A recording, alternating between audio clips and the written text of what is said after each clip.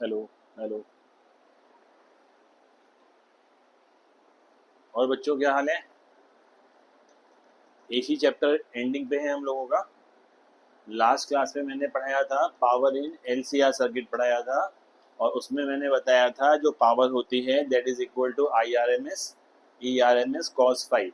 और cos phi का मतलब होता है पावर फैक्टर। ठीक है। तो पावर फेज एंगल पे भी डिपेंड करती है।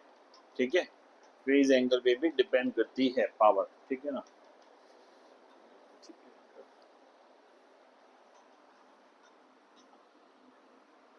ठीक। तो आज का हमारा जो टॉपिक है ना, क्या हो गया? आज का जो हमारा टॉपिक है, आज का जो टॉपिक है वो है हमारा ट्रांसफार्मर है। ठीक है। ट्रांसफार्मर की ज़रूरत हमको क्यों पड़ती है और ट्रांसफार्मर वर्क कैसे करता है, इसको पढ़ेंगे आज। तो जो ट्रांसफार्मर होता है वो ईएमएफ को चेंज करता है ना, इलेक्ट्रोमोटिव फोर्स को चेंज करता है। तो करंट भी साथ में चेंज होता है। एक के बढ़ने से, ध्यान से सुनना, ईएमएफ के बढ़ने से करंट की वैल्यू कम हो जाती है। ठीक है। ईएमएफ के बढ़ने से करंट की वैल्यू कम हो जाती है। कैसे कम होगी अभी हम देखेंगे। पहले बात करेंगे केवल ट्रांसफार्मर क्या है। तो ट्रांसफार्मर का मतलब होता है एक ऐसा डिवाइस होता है, ठीक है, जो क्या करता है, हाई वोल्टेज को लो वोल्टेज में या लो वोल्टेज को हाई वोल्टेज में कन्वर्ट करता है। अब अगर हाई वोल्टेज को लो में कन्वर्ट कर रहा है तो स्टेप डाउन बोलते हैं, स्टेप डाउन ट्रांसफार्मर है। और अगर लो वोल्टेज को हाई में कन्वर्ट करता है तो हम बोलते हैं स्टेप अप ट्रांसफार्मर होता है। ठीक है। स्टेप अप ट्रांसफार्मर होता है। इसका जो प्रिंसिपल होता है वो होता है म्यूचुअल इंडक्शन। अब म्यूचुअल इंडक्शन का क्या मतलब होता है? म्यूचुअल इंडक्शन का मतलब ये होता है जब आप एसी करंट किसी भी कॉइल में पास करते हो तो उस कॉइल के अंदर एक मैग्नेटिक फील्ड क्रिएट होता है। ठीक है। वो मैग्नेटिक फील्ड क्या बनाता है? इंड्यूस्ड ईएमएफ को क्रिएट करता है। वो जो मैग्नेटिक फील्ड है वो इंड्यूस्ड ईएमएफ को क्या करता है? क्रिएट करता है। ये हमारा फैराडे का सेकेंड लॉ है कि जो इंड्यूस्ड ईएमएफ है that is directly proportional to the rate of change of magnetic flux. ठीक है। जैसे इलेक्ट्रिक फ्लक्स होता था वैसे ही मैग्नेटिक फ्लक्स होता है। अच्छा, मैंने बताया इसका प्रिंसिपल हो गया म्यूचुअल इंडक्शन, बेस्ड होता है फैराडे सेकेंड लॉ पे बेस्ड होता है। यूज क्या है? अब इसके यूजेस, दो यूज बताता हूँ, एक अप का और एक डाउन का। अगर हम एसी इलेक्ट्रिसिटी क्रिएट करते हैं, मान लो यहाँ से 100 किलोमीटर दूर कहीं पर हमने एसी वोल्टेज प्रोड्यूस किया है ना, तो अब मुझे उसको यहाँ तक लेकर आना है। तो जब मुझे उसे यहाँ तक लेकर आना है तो मुझे कौन सा ट्रांसफार्मर चाहिए? मुझे चाहिए स्टेप अप ट्रांसफार्मर या स्टेप डाउन ट्रांसफार्मर, कोई एक यूज करेंगे। अच्छा, एनर्जी वहां से यहाँ ट्रांसफर होगी, पावर वहां से यहाँ ट्रांसफर होगी, उसके लिए एक फॉर्मूला याद रखना हमेशा, H equal to I square R T. आई होता है करंट। तो अगर हम स्टेप डाउन करके ट्रांसफर करते हैं, स्टेप डाउन करके ट्रांसफर करेंगे तो ईएमएफ हमारा कम हो जाएगा और करंट हमारे पास कैसा हो जाएगा?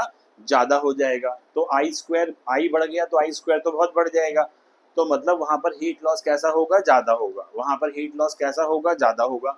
इसलिए हम वहाँ पर कौन सा ट्रांसफार्मर यूज़ करेंगे? स्टेप अप ट्रांसफार्मर यूज़ करते हैं पावर सप्लाई के लिए, है ना। स्टेप अप में क्या करेगा? वो लो वोल्टेज को हाई में कन्वर्ट करेगा, वोल्टेज हाई हो जाएगी हमारी।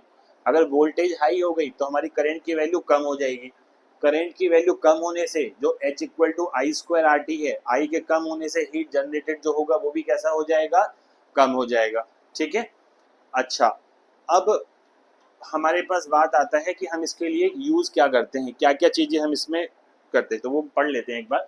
देखो, ट्रांसफार्मर हेडिंग है हमारा, ट्रांसफार्मर कैन इंक्रीज और decrease the voltage with the corresponding decrease और increase in the current. Basic principle क्या होता है? म्यूचुअल इंडक्शन होता है। जो बेसिक प्रिंसिपल है हमारे पास वो क्या है इसका? म्यूचुअल इंडक्शन होता है। जो बेसिक प्रिंसिपल है वो म्यूचुअल इंडक्शन है। ठीक है। फैराडे का सेकंड लॉ क्या कहता है? फैराडे का सेकंड लॉ जो कहता है वो बोलता है ई इक्वल टू, ईएमआई में पढ़ा होगा ये आपने, E equal to D five I क्या होता है? डी टी, एक टर्न के लिए। ठीक है। इसको हम पढ़ सकते हैं ऐसे, EMF produced, EMF produced in one turn, एक टर्न में ये प्रोड्यूस होगा। तो एन टर्न्स में कितना हो जाएगा? अगर एन टर्न्स की बात करें तो जो ईएमएफ प्रोड्यूस होगा वो minus N d phi by कितना हो जाएगा? डी टी हो जाएगा। इसको ध्यान रखेंगे, E equal to minus N d phi by dt, n क्या है, नंबर ऑफ टर्न्स होते हैं, ठीक है। अब देखो जरा ट्रांसफॉर्मर काम कैसे करता है। ये हमने यहाँ पर क्या लगा दिया, यहाँ पर हमारे पास प्राइमरी है, हमने यहाँ पर एसी सोर्स लगाया। अच्छा एसी सोर्स क्यों लगाते हैं वो सुनो। अगर हम डीसी सोर्स लगाते, डीसी करंट यूज करते तो क्या होता, एक तो ट्रांसफार्मर ना डीसी पे काम ही नहीं करता है, एसी के लिए काम करता है। क्यों नहीं करता, उसका रीजन सुनो। एसी में क्या होता है, करंट जीरो से मैक्सिमम, मैक्सिमम से जीरो, जीरो से डायरेक्शन चेंज करके फिर -1 फिर जीरो, इस तरीके से ट्रेवल करता है। तो यहाँ पर करंट चेंज होता है, करंट के चेंज होने से क्या चेंज हो जाएगा, मैग्नेटिक फील्ड चेंज हो जाएगा। यहाँ पर देखना मैं क्या लिख रहा हूँ, -n, एरिया बाहर कर दिया मैंने, यहाँ पर dB बाई क्या कर दिया मैंने, यहाँ पर dt कर दिया, dV बाई dt, क्योंकि फाई का जो फॉर्मूला होता है, this is equal to B vector dot क्या होता है, ए वेक्टर होता है।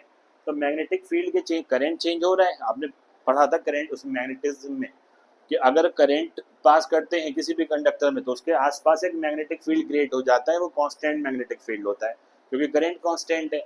एसी में करंट वेरी कर रहा है, अगर एसी में करंट वेरी करेगा तो मैग्नेटिक फील्ड भी साथ में वेरी करेगा, मैग्नेटिक फील्ड वेरी करेगा मतलब फाई चेंज हो रहा है, फाई चेंज हो रहा है उसका मतलब उसके अंदर ईएमएफ क्या होगा, इंड्यूस्ड होगा according to the Faraday second law, ठीक है। अच्छा अब यहाँ पर समझा रहा था मैं, डीसी में क्या है, करंट कांस्टेंट रहेगा, करंट कांस्टेंट रहेगा तो मैग्नेटिक फील्ड भी कांस्टेंट रहेगा, मैग्नेटिक फील्ड कांस्टेंट रहेगा तो फाई की वैल्यू चेंज नहीं करेगी, और कांस्टेंट का डेरिवेटिव करेंगे तो जीरो आता है, तो ईएमएफ जीरो होता है, इसलिए हम ट्रांसफार्मर केवल एसी में यूज करते हैं, ठीक है। अब यहाँ सुनो ध्यान से जरा, ये हमारे पास कौन सा कॉइल है, प्राइमरी कॉइल है, और ये हमारे पास सेकेंडरी कॉइल है। यहाँ पर हम लोड रेसिस्टेंस लगा देते हैं एक आर, और यहाँ से हमको क्या मिलता है, आउटपुट मिलता है, यहाँ से हमको आउटपुट मिलता है। अच्छा ट्रांसफार्मर बनाते कैसे हैं पहले वो सुनो।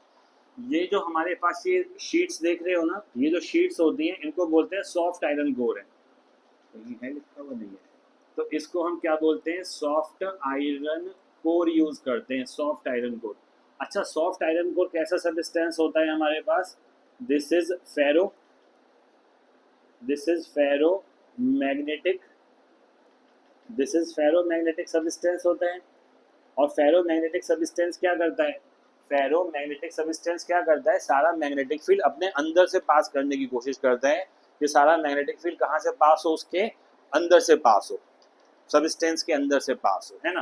तो देखो जरा यहाँ करंट का वेरिएशन हुआ, यहाँ पर मैग्नेटिक फील्ड बना। अब जो मैग्नेटिक फील्ड देखो यहाँ पर, ये वाला जो मैग्नेटिक फील्ड यहाँ पर क्रिएट हो रहा है, ये वाला मैग्नेटिक फील्ड, ये कहाँ जाएगा, ये वाला ऐसे ट्रेवल करेगा, मैग्नेटिक फील्ड ऐसे जाएगा क्योंकि फेरो मैग्नेटिक सब्सटेंस है, मैग्नेटिक फील्ड को बाहर नहीं जाने देगा, फिर ये मैग्नेटिक फील्ड घूमकर कहाँ जाएगा, यहाँ जाएगा। एक बात ध्यान से देख रहे हो, जितना मैग्नेटिक फील्ड यहाँ बन रहा है वो सारा का सारा मैग्नेटिक फील्ड यहाँ यूज हो रहा है, जितना भी मैग्नेटिक फील्ड यहाँ बनेगा वो सारा का सारा यहाँ पर क्या होना चाहिए, यूज होना चाहिए। अगर ऐसा हो जाता है सारा का सारा मैग्नेटिक फील्ड यूज में आ जाएगा, तो जो फाई इसका होगा वही फाई इसका होगा, मतलब d phi by d t दोनों के लिए सेम है, ये इंपॉर्टेंट बात है। अगर मैं बोल दूं कि दोनों का मैग्नेटिक, जितनी मैग्नेटिक फील्ड लाइंस इधर से पास हो रही हैं उतनी ही इधर से पास हो रही हैं, इसका मतलब हो गया d phi by d t कैसा रहेगा, दोनों के लिए सेम रहेगा, ये इंपॉर्टेंट पॉइंट था। अब ये यहाँ से ऐसे जाएगा और ये इस तरीके से सर्कुलेट होगा, ठीक है। एक वर्ड हमने पढ़ा था एडी करेंट पढ़ा था, एक वर्ड हमने क्या पढ़ा हुआ था, एडी करेंट पढ़ा हुआ था, एडी करेंट। अब एडी करेंट क्या होते हैं, हमारे पास सॉफ्ट आयरन कोर है, सॉफ्ट आयरन कोर के अंदर मैग्नेटिक फील्ड लगातार चेंज हो रहा है, सॉफ्ट आयरन कोर के अंदर मैग्नेटिक फील्ड की वैल्यू लगातार चेंज हो रही है। अगर मैग्नेटिक फील्ड की वैल्यू लगातार चेंज होगी तो जैसे करंट मैग्नेटिक फील्ड बनाता है वैसे ही मैग्नेटिक फील्ड करंट भी बनाएगा। तो जो सॉफ्ट आयरन कोर है उसके अंदर जो करंट बनेगा उसको क्या बोलेंगे, एडी करंट बोलते हैं, उसको हम बोलते हैं ईएमआई चैप्टर में था ये, एडी करंट बोलते हैं उसको, ठीक है। अब एडी करंट है तो करंट ही, तो वो करंट भी क्या करेगा, कुछ हीट की फॉर्म में एनर्जी लॉस करेगा, एडी करंट भी क्या करेगा, हीट के फॉर्म में कुछ एनर्जी लॉस करेगा। जितना ज़्यादा करंट होगा उतना लॉस कैसा होगा, ज़्यादा। तो हम कोशिश क्या करते हैं, एडी करंट को मिनिमाइज करने की कोशिश करते हैं। अब एडी करंट को मिनिमाइज कैसे करेंगे, यहाँ देखो आप ध्यान से, ये पहली शीट रखी हुई है, ये वाली पहली शीट, तो इस शीट को उठा के एक लिक्विड में, एक वार्निश में इसको डिप करते हैं, डिप करके उसको बाहर निकाल लेते हैं, तो उसके ऊपर एक लेयर, एक कोटिंग आ जाती है, उस कोटिंग की वजह से उसका रेसिस्टेंस बढ़ जाता है। मैंने क्या बोला, एडी करंट रिड्यूस करने के लिए क्या करेंगे, इस पूरे की पूरी शीट, जो बहुत सारी अलग अलग शीट्स हैं, एक एक शीट को डिप करेंगे, बाहर निकालेंगे, फिर दूसरी शीट को डिप करेंगे, बाहर निकालेंगे, फिर सबको आपस में स्टेपल्ड कर देंगे, कंबाइंड कर देंगे। इससे क्या होगा, एडी करेंट के लिए एक ऑब्जेक्शन क्रिएट हो जाएगा, तो एडी करेंट की वैल्यू कम हो जाएगी, एडी करेंट की वैल्यू कम हो जाएगी। इससे जो हीट लॉस होगा वो भी कैसा हो जाएगा, कम हो जाएगा। तो एडी करंट को मैंने कैसे मिनिमाइज किया, एडी करंट को मिनिमाइज करने का मैंने तरीका ये निकाला कि जो मेरी सॉफ्ट आयरन कोर है उसको उठाकर मैंने कहाँ डिप कर दिया, वार्निश में डिप कर दिया। ये वाली बात समझ में आ गई। अच्छा, ये पहला लॉस था, चलो लॉस भी पहले ही बता देता हूँ मैं। ये हमारा कैसा लॉस था, पहला जो एडी करंट की वजह से था। दूसरा लॉस क्या होता था, मैग्नेटिक फ्लक्स भी लीक कर सकता है। जैसे यहाँ पर 100 लाइंस बनी है, 100 लाइंस गई, लेकिन जब यहाँ पहुंची तो केवल 80 लाइंस इसके अंदर से पास हो रही हैं। तो यहाँ 100 लाइंस निकल रही हैं और यहाँ कितनी पहुंच रही हैं, 80 पहुंच रही हैं। तो ऐसे में क्या होगा, कुछ फ्लक्स का लॉस होगा, फाई का वैल्यू लॉस होगा। अगर फाई कम हो जाएगा तो हमारा ईएमएफ भी क्या हो जाएगा, कम हो जाएगा। फिर हम दोनों में d∅dt सेम नहीं रख सकते, वो तभी रख सकते हैं जब 100% फ्लक्स क्या होगा, लिंक्ड होगा। अब 100% फ्लक्स लिंक करने के लिए हम क्या करते हैं वो बताता हूँ। देखो यहाँ पर ये एक सॉफ्ट आयरन कोर का एक पार्ट है जिसमें मैंने क्या करा, मैंने वाइंडिंग कर दी। मैंने किसकी वाइंडिंग कर दी, कॉपर की वाइंडिंग कर दी। कॉपर की ही वाइंडिंग करते हैं, ये भी बता दिया मैंने। ये एसी सोर्स लगा हुआ है, ठीक है। तो एसी सोर्स है तो यहाँ क्या बनेगा, मैग्नेटिक फील्ड बनेगा। यहाँ क्या बनेगा, ऐसा मैग्नेटिक फील्ड बनेगा। दूसरी तरफ से क्या किया आपने, अब देखना मैं क्या कर रहा हूँ, ये प्राइमरी कॉइल्स होते हैं, ठीक है। जहां से इनपुट करते हैं, जहां से हम इनपुट करते हैं, इनपुट जो ये कॉइल्स हैं उनको क्या बोलते हैं, प्राइमरी कॉइल्स बोलते हैं, ठीक है। नंबर ऑफ प्राइमरी कॉइल को NP से लिखते हैं और सेकेंडरी कॉइल को किससे लिखेंगे, कितने हैं, S। देखो 1 2 3 4, यहाँ पर 4 हैं, ठीक है। और यहाँ पर 1 2 3 4 5 है। यहाँ पर कितनी वैल्यू है, 5 वैल्यू है। दोनों में डिफरेंस होना चाहिए, क्यों होना चाहिए अभी समझ में आएगा। तो यहाँ पर मैग्नेटिक फील्ड बना, तो मैं नहीं चाहता कुछ भी लॉस हो, तो मैं क्या करूँगा, सेकेंडरी की वाइंडिंग इसके ऊपर ही कर दूंगा, सेकेंडरी की वाइंडिंग इसके ऊपर कर दूंगा, ठीक है। यहाँ से हमें आउटपुट मिल जाएगा। तो सेकेंडरी की वाइंडिंग मैंने इसके ऊपर कर दी, तो इसका क्या मतलब क्या हुआ, जो पहला मैग्नेटिक फील्ड जा रहा था वो अंदर से जा रहा था, प्राइमरी वाली कॉइल्स के अंदर से। लेकिन सेकेंडरी कॉइल को देखो, मेरे इधर देखो, सेकेंडरी कॉइल्स के जो कॉइल्स हैं वो बड़ी हैं प्राइमरी कॉइल से, ठीक है। तो क्या होगा, सारा का सारा मैग्नेटिक फील्ड अंदर से ही जाएगा, तो 100% मैग्नेटिक फ्लक्स लिंक्ड हो जाएगा। तो 100% क्या हो जाएगा, मैग्नेटिक फ्लक्स क्या हो जाएगा, लिंक्ड हो जाएगा। तो कोई पूछेगा मैग्नेटिक फ्लक्स 100% कैसे लिंक करोगे, तो क्या बोलोगे, सर पहले तो प्राइमरी की वाइंडिंग कर दो, प्राइमरी की वाइंडिंग करने के बाद उसके ऊपर सेकेंडरी की वाइंडिंग करना। ऐसा मत बोलना पहले सेकेंडरी फिर प्राइमरी। अगर यहाँ देखो समझाता हूँ इसे भी, अगर ये तुम्हारी प्राइमरी की वाइंडिंग है, अगर ये तुम्हारी प्राइमरी की वाइंडिंग है, ऐसी है, चलो रुको, मुझे पहले मैं सेकेंडरी समझा देता हूँ थोड़ा सा। अब देखो, जैसे ये हमारे पास पहले अपने सेकेंडरी की वाइंडिंग कर दी, ये वाली बात, और फिर आपने इसके ऊपर प्राइमरी की वाइंडिंग कर दी, ऐसा। अब एक बात देखना, ये मैग्नेटिक फील्ड इसके अंदर से नहीं जा रहा, दो गलत यूज ना कर ले,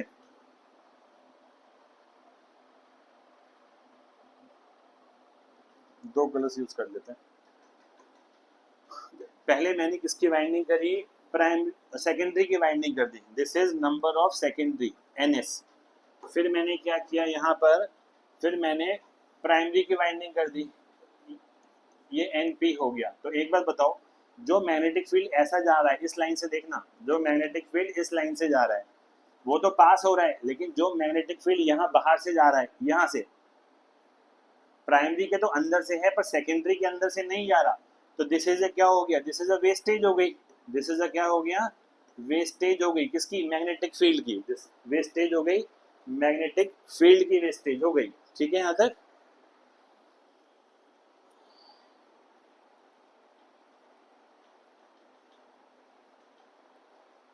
हाँ, तो यहाँ सेकेंडरी की जो प्राइमरी में जा रहा है वो कुछ मैग्नेटिक फील्ड बाहर से भी जा रहा है, तो सेकेंडरी से पास नहीं हो रहा, तो वेस्टेज हो गया। तो 100% मैग्नेटिक फ्लक्स लिंक नहीं हुआ, ये ठीक है। अच्छा, अब थोड़ा सा आगे बढ़ जाते हैं।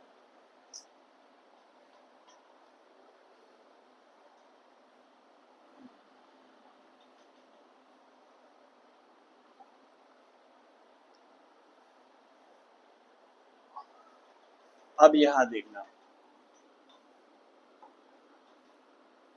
मैं लिखता हूँ इसमें सबसे पहले, अब इसकी वर्किंग लिखता हूँ कि वर्किंग किस तरीके से करेंगे हम इसमें। वर्किंग में हम लिखते हैं ईएमएफ इंड्यूस्ड इन 1 टर्न, तो दिस इज इक्वल टू, हम क्या बोलेंगे, E इक्वल टू माइनस का क्या बोलते हैं, d5 अपॉन क्या बोलते हैं, dt। और ऐसे लिखेंगे हम यहाँ EMF इंड्यूस्ड इन n टर्न्स। अगर n टर्न्स की बात करें,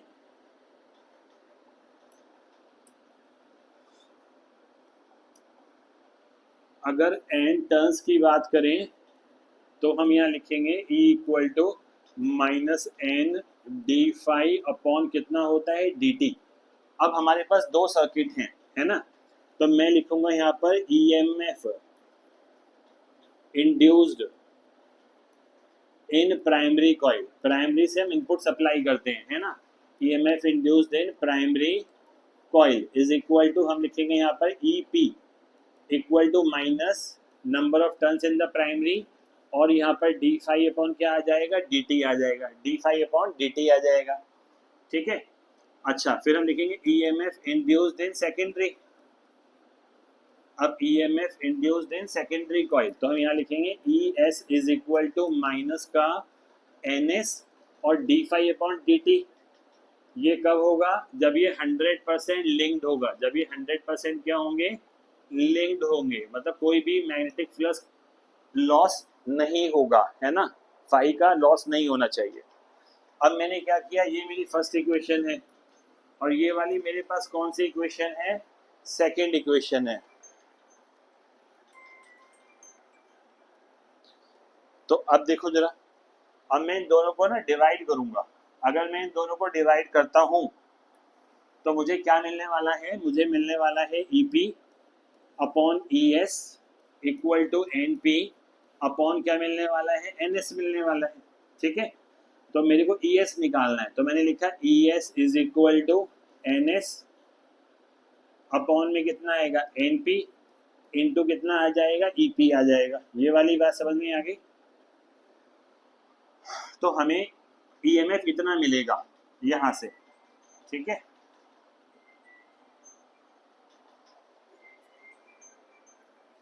एक मिनट रुको, हेलो,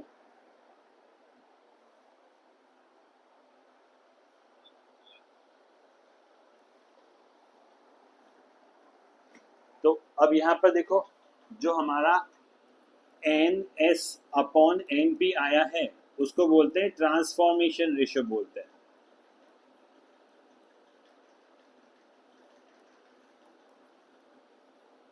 ठीक है।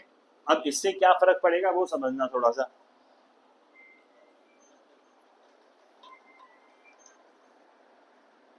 हेलो, हेलो, हाँ हाँ बोलो, दिमाग खराब है। अब देखो, अच्छा, अगर NS ज्यादा हुआ NP से, कंडीशन देखना, मैंने बोला NS इज ग्रेटर देन, क्या बोला मैंने, NP, NS बड़ा है NP से बड़ा है। अगर NS बड़ा है NP से तो 1 से बड़ा ही नंबर आएगा, 1 से बड़ा ही नंबर आएगा। अगर 1 से बड़ा नंबर आएगा तो क्या करेंगे वो सुनो, इससे मल्टीप्लाई करेंगे तो हमारा जो ES आएगा वो ज्यादा आएगा, किससे ज्यादा आएगा, EP से ज्यादा आएगा, ठीक है। इसी को बोलते हैं स्टेप अप ट्रांसफॉर्मर बोलते हैं, इसी को क्या बोलते हैं, स्टेप अप ट्रांसफॉर्मर। इसका मतलब ये हो गया, अगर आपको वोल्टेज ज़्यादा चाहिए तो नंबर ऑफ टर्न्स सेकेंडरी में ज़्यादा होनी चाहिए। अगर आपको EMF ज़्यादा चाहिए तो नंबर ऑफ टर्न्स सेकेंडरी में कैसे होनी चाहिए, ज़्यादा होनी चाहिए। यही पता पड़ रहा है, ठीक है। दूसरा देखो केस क्या बनेगा, अगर मैंने बोला NS is less than NP, NS कम है NP ज़्यादा है, तो पॉइंट्स में आएगा, पॉइंट्स में आएगा। उस केस में जो ES होगा वो कम होगा, किससे कम होगा, EP से। हमें आउटपुट कम मिल रहा है, हमें आउटपुट कम मिल रहा है, आउटपुट कम मिलने का मतलब हो गया स्टेप डाउन हो गया, ये हो गया स्टेप डाउन ट्रांसफॉर्मर हो गया, step down transformer, this is the step down transformer, ठीक है। ये स्टेप डाउन ट्रांसफॉर्मर हो गया। तो अगर पेपर में ऐसा आता है, कॉइल ऐसे बनी हुई दे देता है,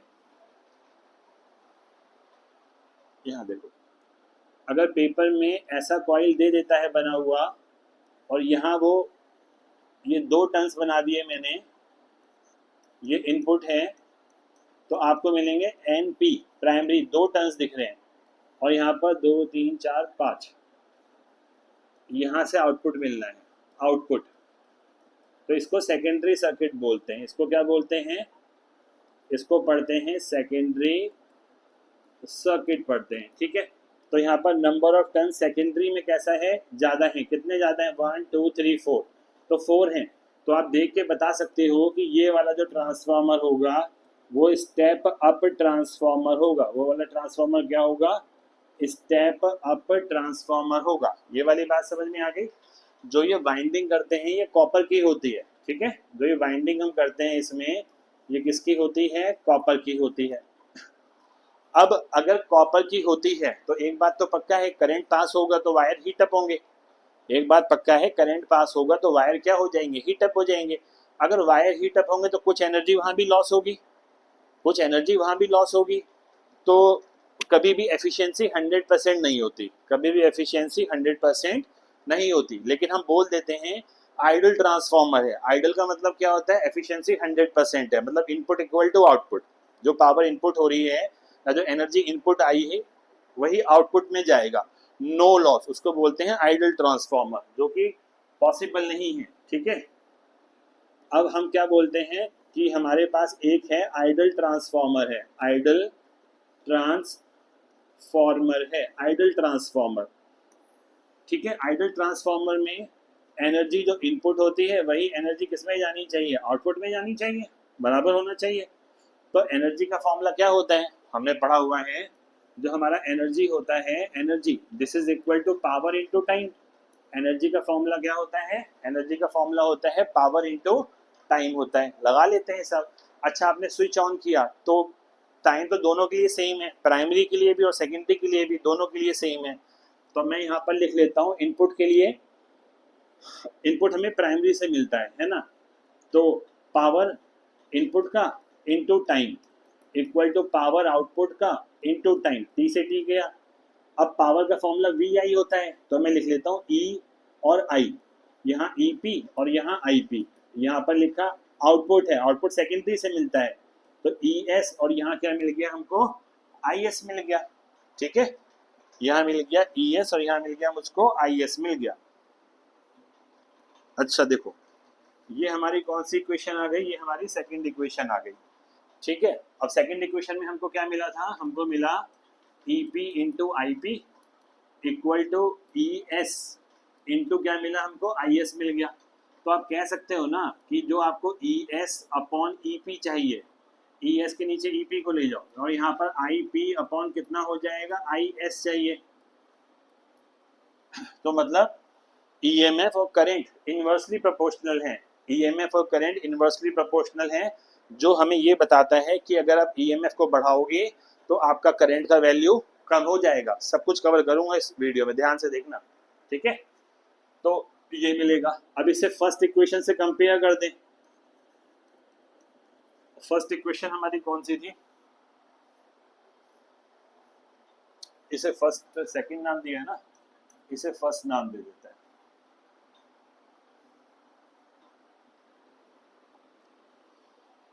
तो हमको मिलेगा ई एस अपॉन क्या मिल जाएगा? ई पी, यहाँ से N S upon N P equal to I P upon क्या मिल जाएगा? आई एस मिल जाएगा, ठीक है।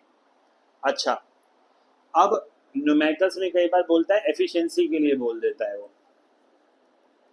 एफिशिएंसी अगर 100% नहीं हुई, कुछ मान लो 30% है या 40% है, 30% एफिशिएंसी का मतलब क्या हो गया? 30% तो वो यूजफुल वर्क कर रहा है, बाकी की 70% जो है वो हीट की फॉर्म में लॉस हो रही है, बाकी 70% हीट की फॉर्म में लॉस हो रही है। ये फॉर्मूला केवल तभी लगा सकते हैं, ये फॉर्मूला केवल तभी लगा सकते हैं जब एफिशिएंसी कितनी आ जाएगी हमारी 100% आ जाएगी, जब एफिशिएंसी कितनी आ जाएगी 100% आ जाएगी, ठीक है। अच्छा, अब आ जाओ यहाँ पर, अगर 30% है तो कैसे सॉल्व करेंगे? एफिशिएंसी क्या होता है, आउटपुट ऊपर लिखो और इनपुट कहाँ लिख लो, नीचे। आउटपुट मिलता है सेकेंडरी से, तो यहाँ पर ईपी और यहाँ पर आउटपुट है ना, सेकेंडरी से मिलना है, अभी तो बोला था, ठीक है। तो यहाँ से क्या मिलेगा हमको, ई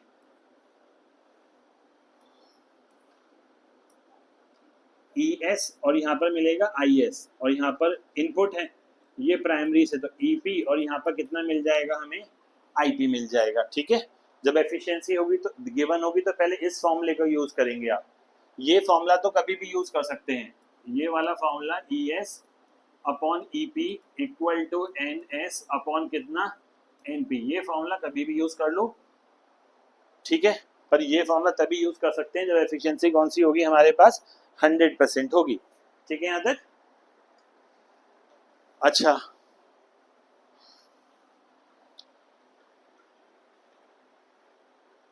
अब इसमें ट्रांसफार्मर में कुछ लॉसेस भी होते हैं। अब ट्रांसफार्मर में लॉस कौन से है वो सुनो जरा। एक तो कोर लॉस या आयरन लॉस है, ठीक है। जो हमारा सॉफ्ट आयरन कोर होता है उसी के तो स्टेपल बनाते हैं, ठीक है। स्टेपल मतलब वो शीट ही को बोलते हैं, जो रेक्टेंगुलर शीट आपने देखी थी, वो किसकी बनी हुई होती है, सॉफ्ट आयरन कोर की बनी हुई होती है, सॉफ्ट आयरन कोर। और सॉफ्ट आयरन कोर में मैंने तुमको बताया था, सॉफ्ट आयरन कोर में एडी करंट बनते हैं, एडी करंट बनते हैं। तो एडी करंट जितना ज्यादा होगा उतना हीट लॉस कैसा करेगा, ज्यादा करेगा। जितना एडी करंट ज्यादा होगा उतना वो हीट लॉस कैसा करेगा, ज्यादा हीट लॉस करेगा। ये वाली बात समझ में आ गई। एडी करंट को मिनिमाइज करने के लिए मैंने क्या बोला था कि आप उसको एक शीट को लोगे और उस वार्निश में डिप करोगे, वार्निश में डिप करोगे तो उसके ऊपर एक लेयर आ जाएगी, जिससे उसका रेसिस्टेंस क्या हो जाएगा, बढ़ जाएगा। रेसिस्टेंस बढ़ने से एडी करंट हमारा क्या हो जाएगा, बहुत हद तक मिनिमाइज हो जाएगा, ठीक है ना। मिनिमाइज हो जाएगा, हम इसको रोक नहीं सकते, लॉस को कम कर सकते हैं। तो वार्निश करके हमने उसको कम कर दिया। तो एडी करंट रिड्यूस करने का तरीका क्या हुआ, आयरन शीट को लो और उसमें एक डिप करो, बाहर निकालो, उसके ऊपर एक लेयर आएगी, वार्निश बोलते हैं, कोटिंग हो जाएगी, जिससे उसका रेसिस्टेंस बढ़ जाएगा, ठीक है। तो जो सॉफ्ट आयरन कोर में लॉस हो रहा है वो एडी करंट की वजह से हो रहा है, ठीक है। इसको मिनिमाइज करने के लिए बता भी दिया मैंने, using the thin lamination. Lamination मतलब वही है कि उसे वार्निश में डिप कर देते हैं, ठीक है।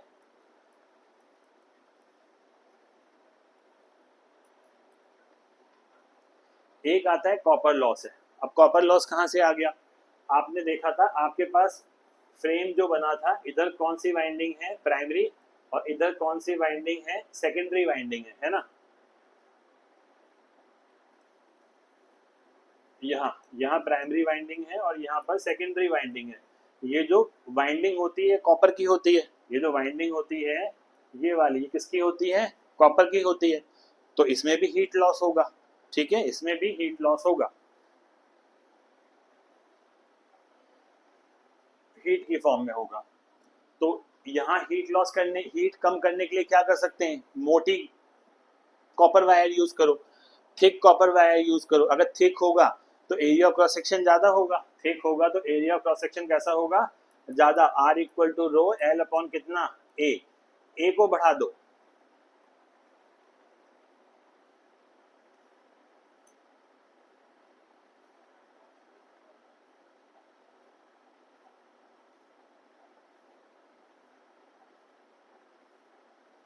ये एरिया है, ए को बढ़ा दो, पाई आर स्क्वायर है ना, पाई आर स्क्वायर हो रहा है, पाई आर स्क्वायर, आर रेडियस बढ़ा दो तो थिक कॉपर वायर यूज करेंगे, तो वहां भी हीट लॉस कैसा हो जाएगा हमारे पास, कम हो जाएगा, ठीक है यहाँ तक। अच्छा, फिर आता है फ्लक्स लीकेज के लिए। जितना फ्लक्स जो प्राइमरी में बनेगा वही सेकेंडरी में लिंक होना चाहिए, 100% होना चाहिए। इसके लिए हमने दो तरीके सीखे, एक तो सॉफ्ट आयरन कोड यूज करना चाहिए, फेरोमैग्नेटिक सब्सटेंस यूज करना चाहिए। सॉफ्ट आयरन कोड यूज करना चाहिए, फेरोमैग्नेटिक सब्सटेंस यूज करना चाहिए, ये तो पहली चीज होगी, सॉफ्ट आयरन कोड यूज करना चाहिए। दूसरा मैंने क्या तरीका बताया था इसको लॉस करने का, कि पहले कौन सी बाइंडिंग करेंगे हम वहां पर, पहले हम करेंगे उसमें सेकेंडरी की बाइंडिंग, और उसके ऊपर कौन सी वाइंडिंग करते हैं, प्राइमरी की। उल्टा बोल रहा हूँ ना, हाँ तो ध्यान से सुनो। तो लिंक कैसे करना है, पहले वाइंडिंग करो प्राइमरी की, प्राइमरी, उसके ऊपर सेकेंडरी के टर्न्स लगा दो। प्राइमरी की अभी मैंने आपको बताया था एक बार, देखो जरा, ये मेरे पास सेकेंडरी की वाइंडिंग है, ये प्राइमरी की वाइंडिंग है, और ये मेरे पास सेकेंडरी की वाइंडिंग है। हाँ ठीक है, सेकेंडरी की बाहर रखना, सेकेंडरी की बाहर रखोगे तो सारा का सारा जो फ्लक्स होगा जो प्राइमरी में बनेगा वो सेकेंडरी के अंदर अपने आप आ जाएगा। उल्टा मत करना, नहीं तो गड़बड़ हो जाएगा, ठीक है। अब आता है हिस्टेरेसिस लॉस है। अब ये क्या होता है हिस्टेरेसिस लॉस, ये हमारे पास फोर्थ लॉस है, ये हमारे पास फोर्थ लॉस है, हिस्टेरेसिस लॉस बोलते हैं। ये तो कुछ ज्यादा ही हो रहा है।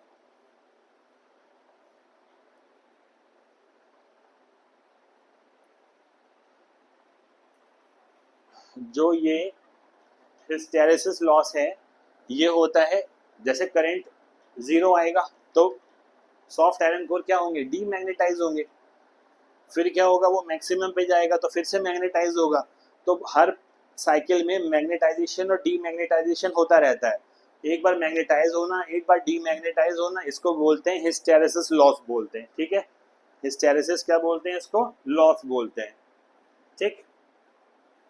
एक और भी लॉस होता है, साउंड की फॉर्म में होता है। एक लॉस और भी होता है, वो कौन सी फॉर्म में होता है, साउंड की फॉर्म में होता है, ठीक है। हमने देखा है ट्रांसफार्मर के पास से आवाजें आती रहती हैं, है ना। तो अब इसको सीखो जरा, क्या होता है, मैग्नेटिक फील्ड बनता है ना अंदर। तो मैग्नेटिक फील्ड कहाँ से ट्रेवल करता है, सॉफ्ट आयरन कोर से ट्रेवल करता है। पहले पेज पे देख लेना, सॉफ्ट आयरन कोर से ट्रेवल करता है। एक शीट है, उसके ऊपर दूसरी शीट है। अब ये मैग्नेटिक फील्ड इधर भी है, मैग्नेटिक फील्ड इस पे भी है। अब ये एक दूसरे के ऊपर रखे हैं। आपने पढ़ा है मैग्नेटिक फील्ड लाइंस या इलेक्ट्रिक फील्ड लाइंस आपस में इंटरसेक्ट नहीं करती, तो वो एक दूसरे को क्या करेंगी, रिपेल करेंगी। वो एक दूसरे को क्या करेंगी, वो एक दूसरे को क्या करेंगे, रिपेल करेंगे। अगर रिपेल करेंगे तो शीट क्या करेंगी, ऊपर जाएंगी, ऐसे शीट ऊपर जाएगी और फिर नीचे आएगी। तो जब करंट जीरो हो जाएगा ये डीमैग्नेटाइज होगा तो ऐसे नीचे आएगा। जब मैक्सिमम होगा करंट तो ये रिपल्शन बढ़ेगा, ये ऐसे जाएंगे। तो ये ऐसा प्रोसेस चलेगा, इसको साउंड प्रोड्यूस होगा। तो इसी को बोलते हैं, इसमें साउंड आता है, ठीक है। तो साउंड क्यों आता है वो आपको समझ में आ गया, मैग्नेटिक फील्ड के रिपल्शन की वजह से साउंड आता है। तो प्लेट्स ऊपर नीचे ऐसे ऐसे होती हैं, ठीक है। अच्छा, कुछ नोमेक्लस देख लेते हैं थोड़े से।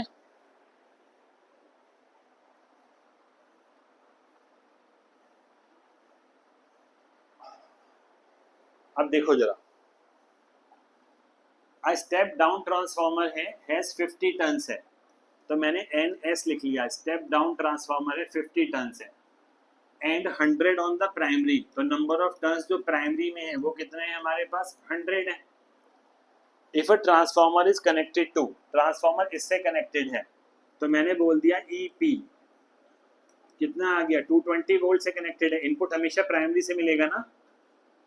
और करंट की वैल्यू है आईपी, आईपी कितनी दे रखी है, 1 एम्पेयर दे रखी है। What is the output current of the transformer, output current के बारे में पूछ रहे हैं। तो आपने क्या सीखा था, EP upon E S equal to N P, P सामने रहेंगे एन और एस में। यहाँ पर कितना, N S is equal to, यहाँ से कितना आएगा, आई एस, आई उल्टे हो जाते हैं है ना, क्योंकि एक बढ़ेगा तो दूसरा कम होगा। और यहाँ से कितना आएगा, आई पी आएगा। अब देख लो कितना कितना है, ये 100 है, ये वाला कितना है 50, ई पी दे रखी है कितनी है 220, और यहाँ पर ये क्या दे रखा है ई एस, और यहाँ पर प्राइमरी दे रखा है 1, और यहाँ से आई एस निकालना है ना, आई एस का वैल्यू निकालना है। तो एक बार तो इनको पकड़ लो,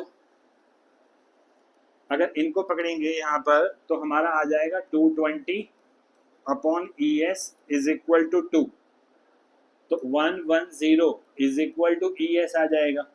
तो इतना वोल्ट हो गया है ना, 220 वोल्ट किस में कन्वर्ट हो गया, 110 वोल्ट में कन्वर्ट हो गया।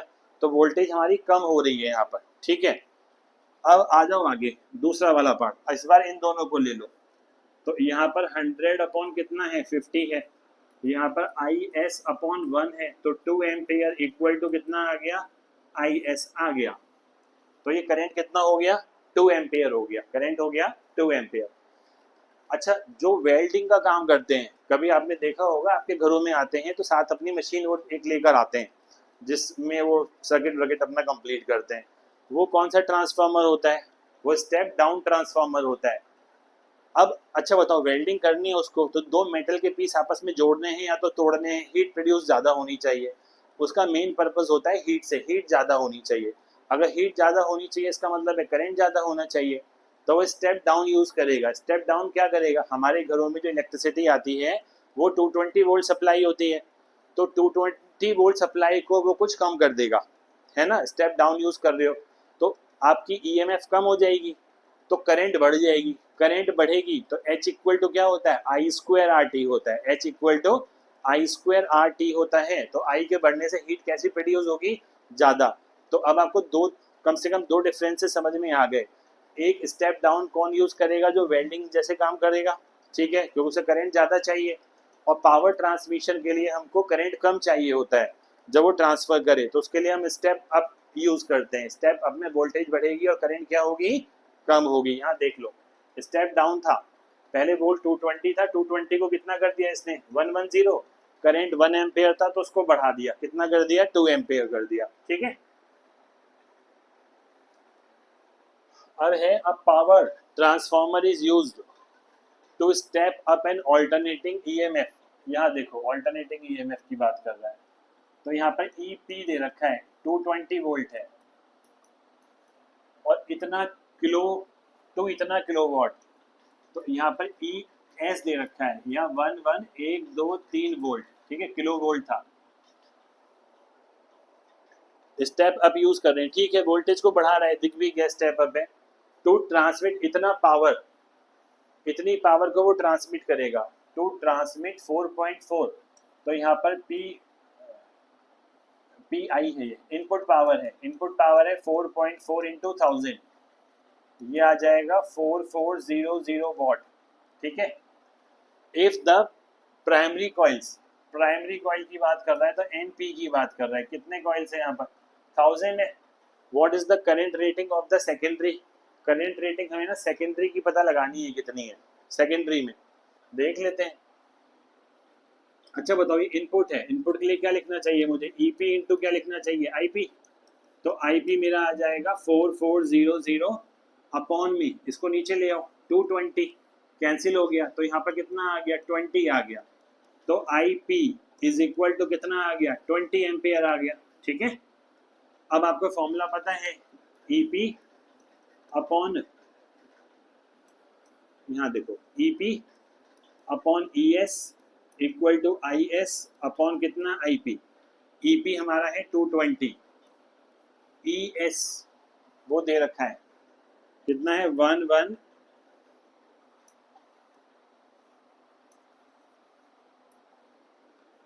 यहाँ है 220 और यहाँ है 11000। आई एस निकालना है, आई पी निकाल चुका हूँ मैं, यहाँ से 20 निकाल चुका हूँ।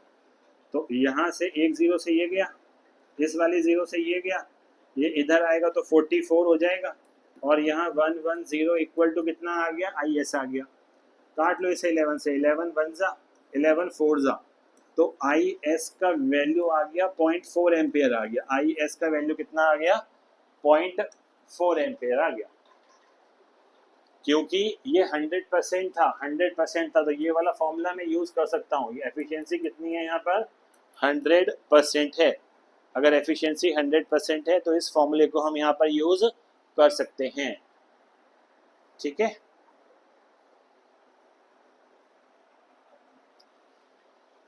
अब कह रहा है primary winding of a transformer. Primary देखो यहाँ से पहचानो, प्राइमरी की बात कर रहा है ये, तो ये हो गया एनपी। एनपी कितना आ गया? 500। सेकेंडरी कह रहा है एनएस, कितना आएगा? 5000 आ गया। Primary is connected to the supply of इतना, प्राइमरी है तो EP is equal to 20 volt, और सेकेंडरी में निकालना है आउटपुट कितना होगा। सिंपल सा है क्वेश्चन, तो ये EP upon E S, N है तो सामने सामने लिखेंगे क्योंकि नंबर ऑफ टर्न्स बढ़ेंगे तो वोल्टेज बढ़ती है, और यहाँ पर कितना आएगा? एन एस आएगा। ईपी को देखो कितना है यहाँ पर? 20, ये निकालना है। एनपी कितना है? 500 और यहाँ कितना आएगा 5000 आएगा, 2 0 से 2 0 गया, यहाँ 10 आ गया, तो यहाँ पर 200 वोल्ट इक्वल टू कितना आ गया, ES आ गया। ठीक है, अब ये था कितना पहले 5000 वोल्ट था, देखो जरा EP कितना है, 5 कहाँ था, सेकेंडरी है, प्राइमरी 20 वोल्ट था, ये हमारा 20 वोल्ट आया, और ES हमारा कितना आया 200 वोल्ट आया। तो ये कौन सा ट्रांसफार्मर बोलोगे आप इसे, स्टेप अप ट्रांसफार्मर बोलोगे, स्टेप अप ट्रांसफार्मर। ठीक है, इससे स्टेप अप ट्रांसफार्मर बोलेंगे।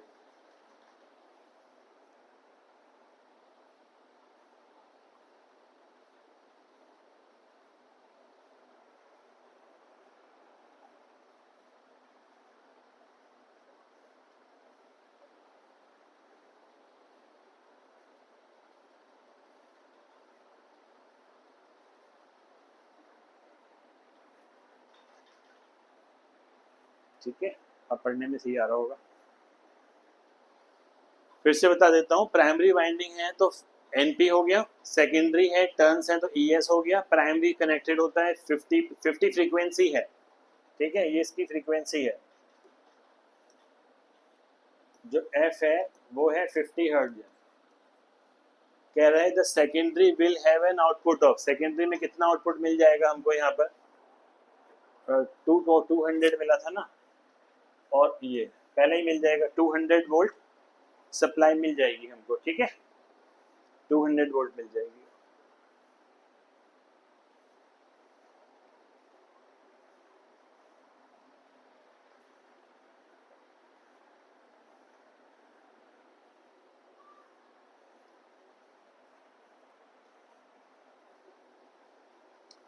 अब यहाँ देखो, अ ट्रांसफार्मर हैज 50 टर्न्स हैं प्राइमरी में, तो 100 हो गया, कैरीज अ करेंट, प्राइमरी में है ये भी करंट,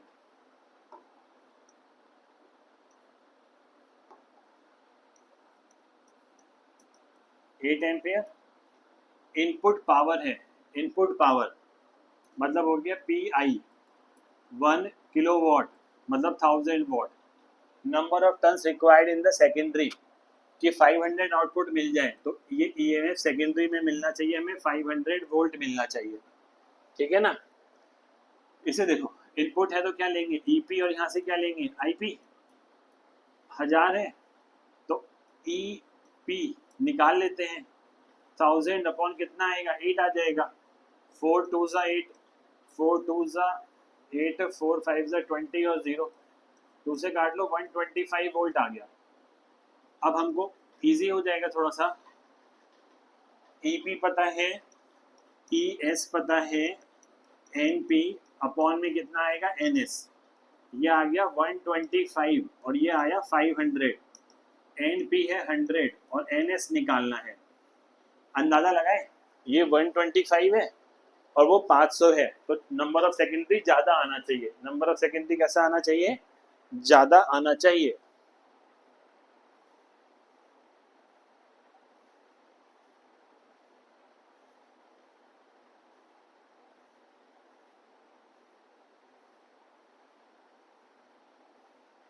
ठीक है, ज्यादा आना चाहिए।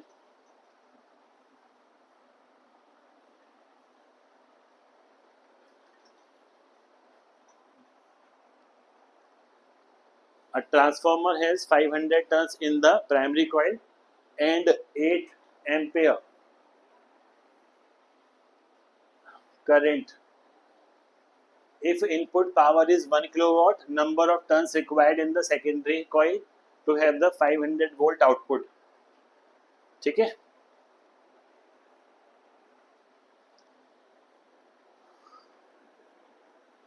अब देखो जरा, ये हमने एक फॉर्मूला पढ़ा था, E इज इक्वल टू क्या पढ़ा था, E नॉट, यहाँ पर साइन पढ़ा था, ओमेगा T पढ़ा था। ठीक है, अब इसमें फ्रीक्वेंसी निकालनी है और RMS वैल्यू वोल्टेज की निकालनी है, तो कंपेयर करो जरा इसे पहले तो मुझे E नॉट मिल जाएगा, E नॉट कितना मिल जाएगा 240, इसे कंपेयर करो जरा, ओमेगा है ओमेगा कितना मिलेगा यहाँ से 120 मिलेगा। अब ई आर एम एस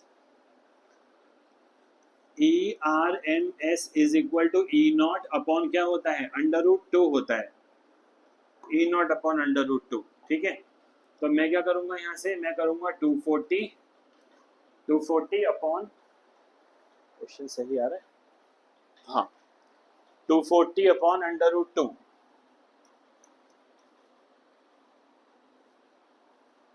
ठीक है, तो रेशनलाइज कर लें, अगर इसे कर लो, रेशनलाइज कर लो, तो यहाँ से 2 आएगा तो 120 √2 आ जाएगा, 120 √2। ठीक है, वोल्ट में। और फ्रीक्वेंसी कह रहा है ओमेगा, ओमेगा क्या होता है 2 पाई एफ होता है, ये क्या होता है 2 पाई एफ, यहाँ 120 है, दिस इज इक्वल टू 120, तो F equal to 120 divided by 2 into 22 upon कितना आएगा 7 आएगा, 22 अपॉन 7 आएगा। इसे सॉल्व करके अगर देख लें,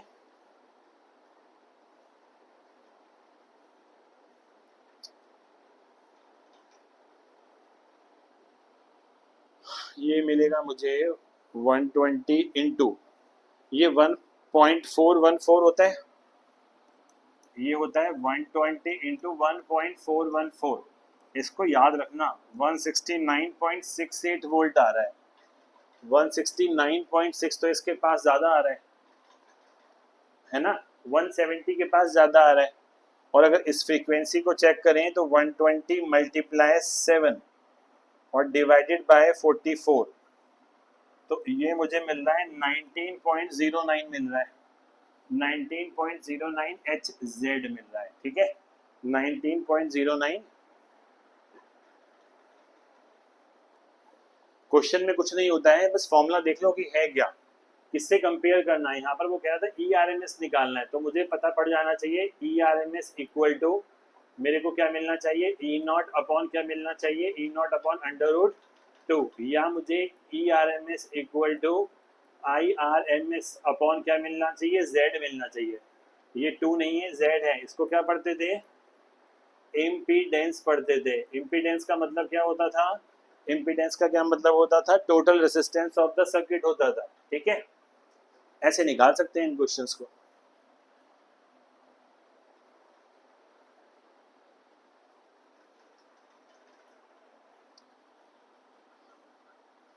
अब ये क्वेश्चन देख लो, मैंने जानबूझ के डाला है ये, इसमें एफिशिएंसी 100% नहीं है, तो ऐसे क्वेश्चंस को कैसे टैकल करेंगे। अब देखो, a transformer has the efficiency of इतना, ठीक है, एफिशिएंसी दे दी उसने, कितनी दे दी 90% दे दी, इज वर्किंग ऑन इतना एंड इतना पावर सप्लाई, मतलब ये तुम्हारा ईपी है।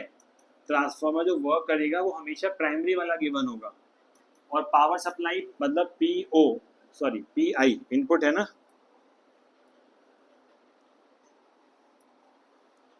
तो यहाँ से लिखेंगे पी आई इनपुट, ये कितना है 3000 वॉट आ जाएगा, 3000 वॉट है। If the current in the secondary coil, current दे रखी है सेकेंडरी कॉइल में, कितनी दे रखी है 6 एम्पियर दे रखी है, then the voltage across the secondary, voltage across the secondary मतलब होता है ES निकालना है, और करेंट इन द प्राइमरी मतलब क्या निकालना है, IP निकालना है। ये दो चीजें निकालनी है, ठीक है, ये दो चीजें निकालनी है। आप क्वेश्चन पढ़ लो जरा, जब तक मैं पानी पी लूँ थोड़ा।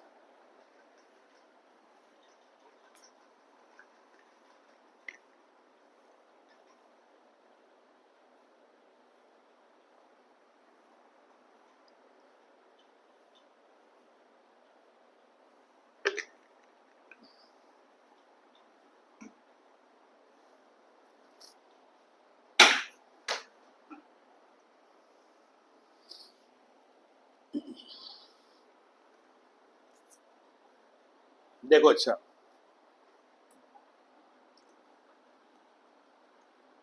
सबसे पहले एफिशिएंसी का फॉर्मूला यूज करना बोला था मैंने, आउटपुट, और नीचे क्या लिखना, इनपुट। आउटपुट मिलेगा सेकेंडरी से तो हम ऐसे लिखेंगे, इनपुट मिलेगा प्राइमरी से तो ईपी, और यहाँ पर क्या लिखेंगे आईपी, और ये 90% है, तो 90% है तो अपॉन में क्या लिखो 100। अब जो जो दे रखा है लिख दो उठाकर, पहले तो कुछ तो पता पड़े क्या निकलना है। 200 आई एस दे रखा है, कितना है 6 एम्पियर, और ये दोनों पता भी नहीं है। और क्वेश्चन में ई एस दे रखा था 90/100 हो गया, ठीक है। अच्छा देखो यहाँ परेशान हो गए ना ये देख के कि ना तो हमको ई एस पता है और ना हमको आई पी पता है। कोई बात नहीं, अब इस वाले को अभी थोड़ी देर के लिए भूल जाओ। अब जरा यहाँ आ जाओ, अब ये वाला फॉर्मूला लगाएंगे यहाँ पे, देखना एफिशिएंसी है 90 अपॉन कितना 100, पावर आउटपुट, आउटपुट हमारा क्या होता है, आउटपुट हमारा होता है ई एस इंटू क्या होता है आई एस, और पी आई डायरेक्ट दे रखा है, पी आई डायरेक्ट दे रखा है भाई 3000 हो गया, ठीक है। एक तो मैं ना इसके ऑटोमेटिक से बड़ा परेशान हूँ ये।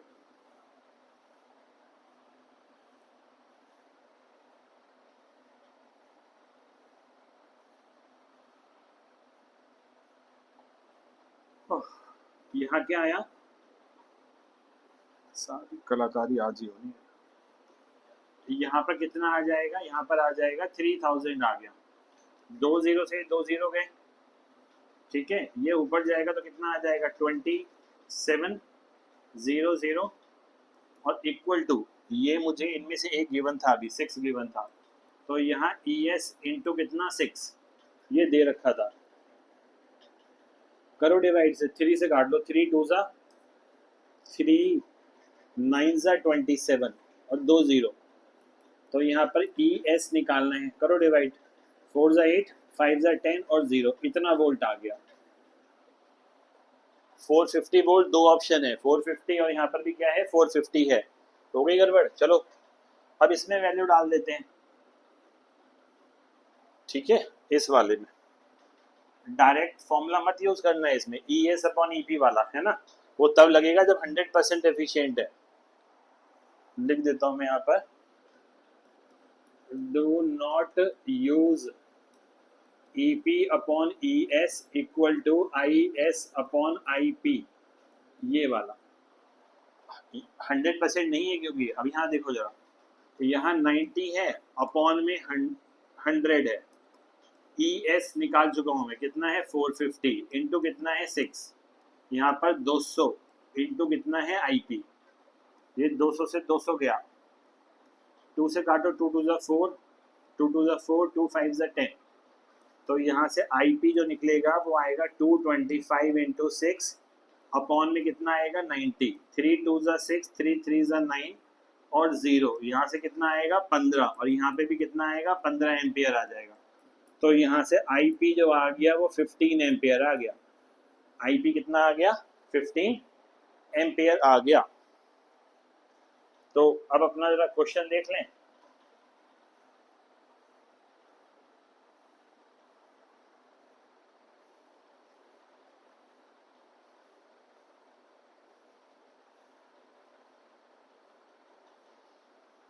हाँ तो हमारा आया था, अब मैं आंसर भूल गया क्या देखना था, अभी तो दिख जाएगा नीचे, 15 एम्पियर और 450, 15 और 450 आ रहा है, तो ढूंढ लो ये 15 और ये 450, तो बी वाला, तो जो बी वाला है ये राइट आंसर है, ये वाला। याद क्या रखना है, अगर एफिशिएंसी 100% होगी तो यूज करना केवल E P upon E S equal to I S upon I P, otherwise don't not use, समझ गए।